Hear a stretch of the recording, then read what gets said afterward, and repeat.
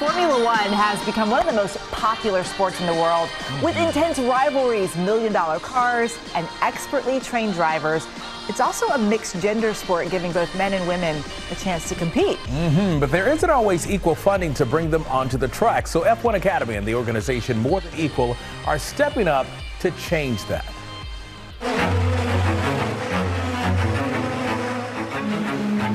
There's always stress. There's always adrenaline. There's always kind of nerves. There weren't really any women in the sport when I started, or not that I raced against. I was the only girl more often than not. My name is Jamie Chadwick, and I am a racing driver for Andretti Global in Indy Next.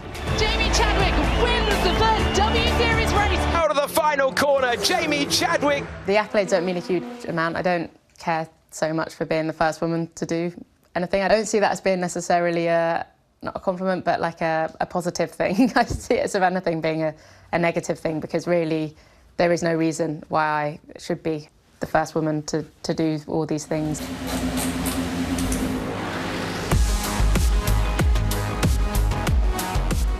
Motorsport is one of the world's only mixed-gender sports. There are very few sports in the world where men and women compete on equal footing, so it has this massive opportunity that it is sort of missing. We found a range of barriers that have blocked the progress of women and girls in the sport. The primary one is the very small participation pool, so less than 10% of all female participants in motorsport are female.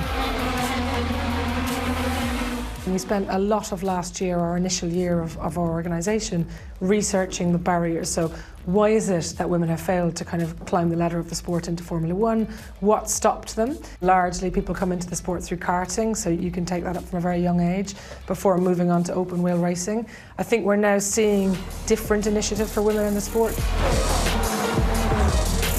When I was kind of progressing through the sport, there was Claire Williams at the helm of Williams Racing that then took me on into being a young driver, so I had sort of a mentor, someone to look up to in a senior role in a Formula One team, and also Susie Wolff was actually testing in the Williams at that time. So I was lucky I had sort of role models of people, women visible in the sport.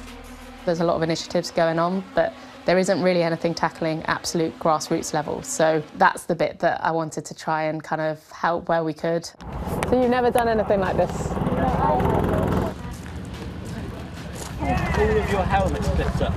You have to see a young woman achieving something to think, maybe I can do that.